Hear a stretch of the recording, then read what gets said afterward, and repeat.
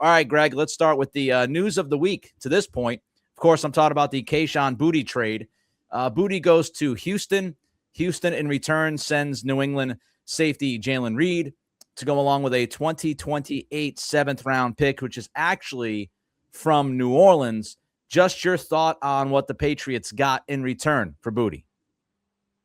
Well, I mean, it's nothing. And look, nice that they got a depth safety who's more of a box safety. I don't know. Maybe they felt the need to improve over Del Pettis or what have you. I mean, because obviously this guy, they just made a trade. This guy's making the roster. I think it's to me, and we'll see. He was more of a box safety in Houston. Could he be something more with New England? I don't know. I haven't studied his film yet. But, I do think that safety between like Mike Brown and John Saunders, not really much there. So, I mean, Saunders has had his moments. Brown had some moments early. So I think that they looked at it and they tried to get better at that spot. And we'll see whether they did or not. But basically, this is, it's sort of like pocket lint, this money. And I was trying to tell people this ever since Kayshon Boutte requested a trade in the offseason, that some people were asking, I'm not trading Kayshon Boutte unless I get a third-round pick. And I'm like, are you people smoking dope? Like, what are you talking about? No one's giving you a third-round pick for Kayshon Boutte or a fourth. I was like, if you get a fifth, I'd, like, run up and make the deal as soon as possible. And let's just start here, okay? Well, there's two places to start, and we've talked about it ad nauseum. Kayshon Boutte was littered with red flags coming out of LSU. Like, half the league had him off their boards. Yeah. Yes, he all of a sudden, about a year ago in camp last year, going into camp last year, the Patriots, if you talk to them, it didn't look like Kayshon Boutte was going to be on the roster. Credit to him and Todd Downing for how he turned it around. That was great. He was a professional, all that stuff. That's great. All those red flags do not get erased based on one good year. Okay, so that affects the rest of the league. That affects the Patriots in terms of, do we want to invest in this player going forward? The answer was obviously no. Okay, and the other thing is, which has also driven me crazy, which I'm sure we talked about, the way Kayshon Boutte has been talked about how great he is and how valuable he is. Nick, answer me this, okay? Drake May had an MVP year last year, right? Right. Arguably was the league MVP. Finished runner-up, okay? Stephon Diggs was his number one target, okay? Last year, they had nothing else at wide receiver last year. It was, basically Kayshon Boutte. Hunter Henry got, certainly his share. But Drake May had this great statistical year, and Kayshon Boutte had all of 33 receptions in the regular season. Yes, he had some highlight plays, and I don't know if people are relying on Twitter and the highlights they see and the touchdown. They were great. They were. But, I mean, people are talking about – I looked it up. Kayshon Boutte, his last 2 years, this is a 17-game average when he didn't play all 17 games the past 2 years. His average the past 2 years when the Patriots had diddly poo at wide receiver was 2.6 catches, 39 yards, and 0.3 touchdowns per game. Okay? And that's with him playing 67% of the snaps last season. So, look, Kayshon Boutte was valuable. He provided some value to the Patriots. The Patriots in the offseason obviously looked at this and said, not good enough. Not good enough for Drake May. So we're going to go trade for A.J. Brown, give up capital and money. We're going to sign A.J. Dobbs, Romeo Dobbs, and sign up, give up a lot of money to do it. And then that's it. It was over. It was over then. Kayshon Boutte realized it, wanted out. And at the end of the day, it's over. Like it was over the minute the Patriots made their decision with Brown and Dobbs. Earlier in camp, I think you could have made the argument of like, hey, look, Boutte's off to a hot start and Drake May has great chemistry with him. And you don't know if A.J. Brown is quite there yet. Romeo Dobbs looked a little clunky to start camp. And was Pop Douglas really going to actually be improved and be more part of this offense and do it in pads against other competition aside from, 7-on-7s or 1-on-1 drills with his own cornerbacks? You had all those questions. Could Kyle Williams show flashes? Efton Chisholm, could he show flashes? What would Matt Collins give you at 33 years old? All of that stuff at the beginning of camp when Boutte got off to a hot start, I said to myself, and I said on my podcast, hey, look, maybe you wait. Maybe you see if you can get a 3rd or 4th round pick for this guy if a team gets truly desperate, because I'm not just giving him away until I see more from other guys because of that chemistry and relationship with May. But the fact is, since early in camp, we've seen all of those things happen. Romeo Doubs is now understanding the offense. He's been a really good fit. He's making plays. A.J. Brown, quickly acclimated, making plays. Pop Douglas, making plays in pads against other competition. Kyle Williams, Efton Chisholm, both guys showing flashes in preseason games. And you and I watched the joint practices together last week against the Eagles, and you mentioned it to me, Greg, and I've talked about it as well. It's really interesting. Matt Collins gets killed for some reason by a contingent of Patriots fans, but all the guy does is make plays, and you see it out there week in and week out. He's been a great fit in the McDaniels offense going back to the Raiders days, and all he did during the joint practices was make 3 or 4 big-time plays on 3rd and long, 4th and long. That's what he does. So when all of those other things fell into place, you were not going to bring 7 receivers into the regular season. It just was not going to happen, especially with Mike Vrabel saying over the weekend, hey, look, we don't have a lot of depth. And so you don't have the luxury of bringing 7 receivers into the regular season when you're trying to figure out your 3rd offensive tackle, an edge, an off-ball linebacker. It's a scorching sports summer, and you can make all your picks on Prize Picks. Women's basketball and baseball are heating up, and every football preseason game kicks off this month on Prize Picks. And with big tennis slams and big golf tournaments, the big season ender this weekend, there's no better place for all your summer sports picks than Prize Picks, America's #1 sports pick app. The football preseason is here, and you can run your game on Prize Picks. We've got star players on new teams and a rookie class ready to hit. I've been making my preseason picks, a little hit and miss. Didn't like Eli Raridan not playing the other night, Cattle's boy, but what have you. I am definitely going to have some fun with this last preseason game. I don't know, for some reason, I find these ridiculous preseason games more fun. It actually keeps you interested. So I will be doing that again for Thursday's game against the Browns. Download the app today. Use code CLNS to get $150 instantly in lineups if you win your first $5 lineup. Again, that's code CLNS to get $150 instantly in lineups if you win your first $5 lineup. Prize Picks, America's #1 sports pick app. Yeah, I completely agree with you, Nick. And you and I watched the joint practices together, and like you said, to illustrate your point, fans need to, this isn't, and I'm not trying to chastise them or anything like that, because I understand where they're coming from, and I was them once.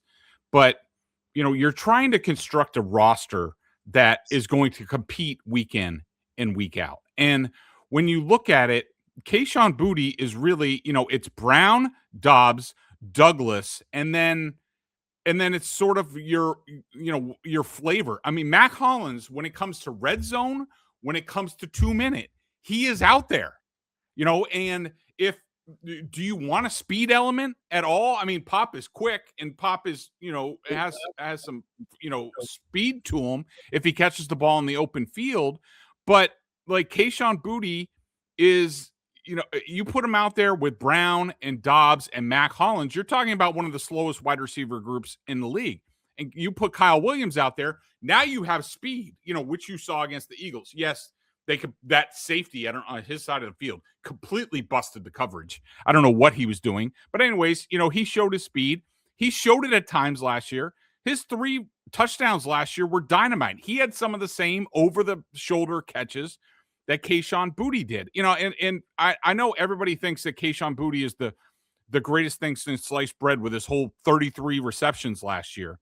But can I just remind you, like, when Kayshon Boutte was a rookie, he had, I thought I noted this. Oh, yeah. He had 2 catches for 15 yards as a rookie. And I think he played, I don't know if this was, no, that can't be. I was just going to note his snap percentage, but I think that's from last year. Kyle Williams last year as a rookie, 10 for 209, 3 touchdowns. He only played 31% of the snaps. If you gave him Kayshon Boutte's snap, if you doubled it, it's 2,406 touchdowns, which is what Kayshon Boutte did. And look, I have my issues with Kyle Williams too. He's not perfect. He didn't fight back for the ball the other night. He could have been tougher on his inside route, even though, it was a hospital ball by Tommy DeVito. But, you look at where he's just starting his second season. Now, you see where Kayshon Boutte is entering. This is his 4th season. Like, you look at it and you say, okay, well, Kyle Williams is here. He's way ahead of where Kayshon Boutte was. And you're like, okay, well, given more time and being able to work with the coaches, he should be better and more of a dynamic threat than Kayshon Boutte. And let's also not forget, and this is part of team building that fans ignore, Kayshon Boutte plays no special teams. None. Okay? Kyle Williams does. He can cover kicks. He can return kicks. And when you're talking about the 4th, 5th, 6th receiver on your roster, Mac Hollins plays a shit ton of special teams. Even in a preseason game, he does, because that's the type of guy he is. When you're talking number 4, 5, 6 receivers on your team, they have to play special teams to provide value. It was over here. Just move on. I know you want depth, but this isn't fantasy football. You can't keep everybody. And once they got through the second preseason game and all the joint practices, now it's cake. Everybody gets put in the bubble wrap. They don't have any injuries at receiver right now, knock on wood, until the season starts. So it was over. If somebody got hurt, if Kyle Williams got hurt in the preseason game, Kayshon Boutte's here. No injuries, it's over. And I would just remind people, Boutte requested a trade. Yes. So for people, which he should have. Yeah, absolutely. It's within his right. He's in a contract year. So people are I'm sure some people are saying, well, why not just hold on to him and see what happens in case of injury and et cetera, et cetera. Well, is Kayshon Boutte going to be happy with that? Is his agent Drew Rosenhaus going to be happy with that? They've played ball all summer long. You think going into the season being the 5th or 6th receiver on the depth chart is going to be, a pleasant thing for Boutte and Rosenhaus to deal with? No, of course not. Boutte asked for a trade because he saw the writing on the wall. He knew he was not going to get the type of opportunity that he wanted to get. So I'm not saying he would have turned into a malcontent, but you've got guys who are just fine with their role. Mac Hollins is not going to bitch at 33 years old about his role. He understands who he is, as does Kyle Williams, as does Efton Chisholm. And the other part of this is it's fascinating. I'm not going to call out. I'm not trying to, call this guy out, but I did have somebody on Twitter kind of reply to me and say, well, Pop every year it's going to be his year. I roll emoji. And, Boutte was proven and a big playmaker. The last 2 seasons, and I'm gonna be transparent. Pop Douglas played more games than Boutte, right? I do believe. I think I actually tweeted it out wrong. But when you look at the Pop Douglas stats, 97 catches, 1,068 yards, 6 touchdowns. Kayshon Boutte, 76 catches, 21 less than Pop Douglas, 1,140 yards. So yes, more yards per catch, obviously, because that's what he does. 9 touchdowns to 6 touchdowns. Yep. Yeah. So it's not like Kayshon Boutte has been so much better than Pop Douglas. And I would also argue this. Both of those guys are coming up on contracts, right? Pop Douglas and Kayshon Boutte, both in the final year of their deal. Pop Douglas brings something different to the table than Boutte does. He brings that short area quickness, slot position, speed type of guy, a gadget type guy if you wanted to use him in that role. Boutte is more redundant. You get what you need from Dobbs and Brown and Hollins in what Boutte brings to you. So that's it. And as Greg said, Kyle Williams, he has the speed element that Boutte does not bring to the table. So yeah, man, it's done. It's over with. We're going to get into the depth in just a minute. Just one quick thing. You're talking about Pop Douglas and you're just like, every year it's like, okay, well, this is going to be his year. You know who else they said about that, about around here? Julian Edelman. And it took Julian Edelman a while. A punt returner, he had injuries like all the time. He had to go out in free agent. It's after the end of his 4th year, he went out in free agency, almost signed with, I think it was the Giants or the Jets. He went down to New Jersey, and then all of a sudden it hit for him. And I'm not saying Pop Douglas is going to be Julian Edelman, but let's not ignore history when it comes to that position in this offense, where we could say, it takes a little bit of time. Wes Welker hit. Wes Welker was different. But just like, I understand what people are saying, but just have a little bit of patience and see what happens with Pop, because, from what I've seen, this is real and different than before. We'll see. Yeah. And I'll just end it all with this. I tweeted this last night. The Patriots are now in a position to trade a Kayshon Boutte for what they got for him. And by the way, Boutte was on the block for 4 months. So I don't know how much longer you want the Patriots to wait to deal the guy. It's not like a team was going to call this morning and say, we'll give you a third. You are now in a position for the first time in years that you can make a trade like this because your wide receiver group is legitimate, because you have 4 legitimate NFL receivers in that room right now without Kayshon Boutte. So I'm not saying you have to love or like the deal, but just look at the big picture. The Patriots are so much better at wide receiver than they have been in years. Kayshon Boutte was a guy that they needed last year. They don't need him this year.